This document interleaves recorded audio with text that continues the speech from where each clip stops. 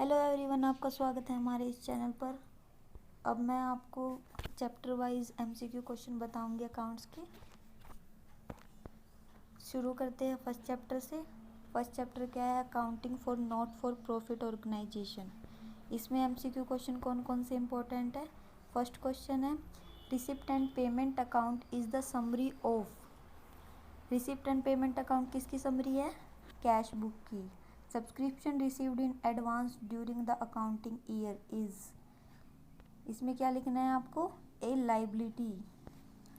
Income and expenditure account is of the nature of. Income and expenditure account का nature कैसा है? Profit and loss accounts. Cash received by converting an asset into cash is reflected in. इसमें क्या लिखना है आपको? Receipt and payment account.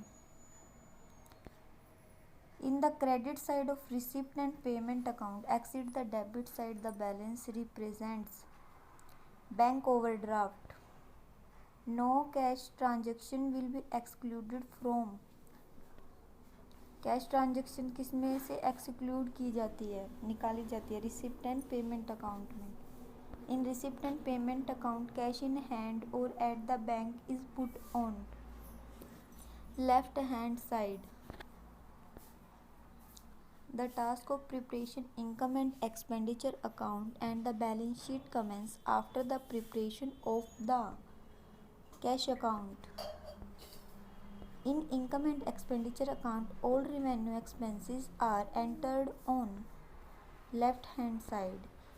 In the income and expenditure account, all revenue receipt are entered in. Revenue receipt कहाँ पे लिखी जाती है? राइट हैंड साइड में. Filling the blank with the correct word. इसमें क्या लिखना है आपको? Excess of income over expenditure is known as. उसको क्या कहेंगे हम? सरप्लस.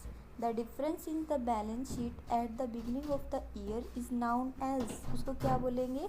डिफरेंस होगा जो बैलेंस शीट का बिगिनिंग में, उसको क्या बोलेंगे? Capital fund.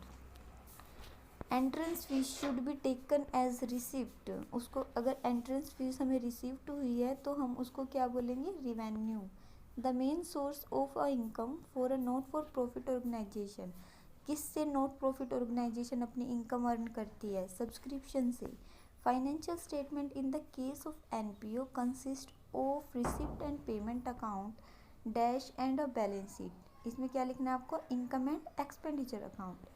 Receipt and payment account is prepared on dash basic whereas cash book is prepared on the dash basic. Receipt and payment account किस लिए प्रिपेयर किया जाता है? ईयरली. और जो कैश बुक प्रिपेयर है वो किस पे किया जाता है? डेली किया जाता है. Income and expenditure account is prepared on the basis of dash income and expenditure. इसमें क्या लिखना है? रिवेन्यू. उसके बाद legacy is a dash receipt. जो लेगेसी है वो कौन सी रिसिप्ट है? हमारी कैपिटल रिसिप्ट. सेकंड चैप्टर है हमारा accounting for partnership basic concept class 12th. इसमें क्या है? पार्टनरशिप डीड में बी. पार्टनरशिप डीड में बी एदर रिटन और ओरल. मतलब हम लिख के भी पार्टनरशिप डीड बना सकते हैं और ओरल भी. If no agreement is made by parents that interest on loan will be given. अगर पार्टनर्स के बीच एग्रीमेंट नहीं बनाया गया तो इंटरेस्ट ऑफ लोन पर कितना मिलेगा हमें? कितना मिलेगा? 6%. Profit will be divided in dash in the absence of partnership deed. Profit कैसे डिवाइड किया जाएगा अगर पार्टनरशिप डीड नहीं बनाई गई? इक्वल रेशियो में. In the partnership liability of all partner is dash. कैसी होती है लाइबिलिटी पार्टनर्स की? Unlimited. Maximum number of partner in a partnership firm can be. No limit. कितने भी पार्टनर हो सकते हैं पार्टनरशिप में. When there is a no partnership deed then provision of partnership act dash will be applicable. 1932 liability of a partner in LLP is limited. उसके बाद 8th question है provision of table dash और applicable in the absence of partnership deed. कौन सी table applicable होगी अगर हमने partnership deed नहीं बनाई? Table A. In the absence of any provision, interest on capital will be calculated for. अगर हमने प्रोविज़न नहीं बनाएगा, इंटरेस्ट ऑन कैपिटल कैसे कैलकुलेट की जाएगी, नो इंटरेस्ट, इस पर कोई इंटरेस्ट नहीं मिलेगा। Minimum number of partner in a partnership are, partnership में मिनिमम नंबर कितने हो सकते हैं, 2। ये हमारा सेकंड चैप्टर कंप्लीट हो गया। थर्ड चैप्टर है हमारा एडमिशन ऑफ अ पार्टनर। इसमें कौन सा क्वेश्चन आ सकता है, any change in a relationship of existing partner which result at the end of the existing agreement and enforce making of a new agreement is called, जब एक agreement समाप्त होकर दूसरा एग्रीमेंट बनाया जाता है तो उसे हम क्या कहते हैं, रिकॉन्स्टिट्यूशन ऑफ पार्टनरशिप, पुनर्स्थापन।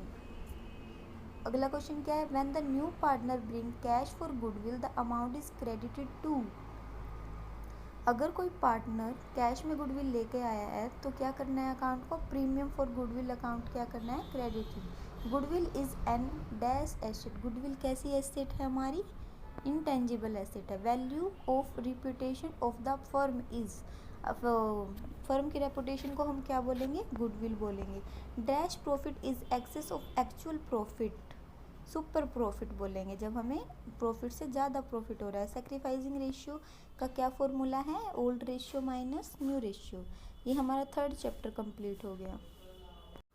अब है नेक्स्ट चैप्टर क्या है, रिटायरमेंट ऑफ अ पार्टनर। इसमें क्या क्वेश्चन आ सकता है, partnership will be dissolved if, partnership कब समाप्त हो जाती है, ऑल ऑफ दीज, जब क्या होता है, प्रॉफिट शेयरिंग रेशियो चेंज हो जाता है, एडमिशन हो जाता है न्यू पार्टनर का, या रिटायरमेंट हो जाता है। ठीक है, उसके बाद गेनिंग रेशियो का क्या फॉर्मूला है, new ratio minus old ratio. At the time of retirement of a partner ratio is calculated, partner के रिटायरमेंट पे कैसे रेशियो कैलकुलेट की जाए, कौन सी रेशियो कैलकुलेट की जाएगी, gaining ratio. After the death of existing partner shares of remaining partner will, जो partner retire हो जाता है उसके बाद जो एग्जिस्टिंग पार्टनर होते हैं उनके जो क्या होता है, existing partner share of remaining partner will क्या बढ़ जाएंगे, उनके जो रिमेनिंग पार्टनर बच जाएंगे उनके शेयर क्या हो जाएंगे, इंक्रीज हो जाएंगे। ये हमारा फोर्थ चैप्टर कंप्लीट हो गया।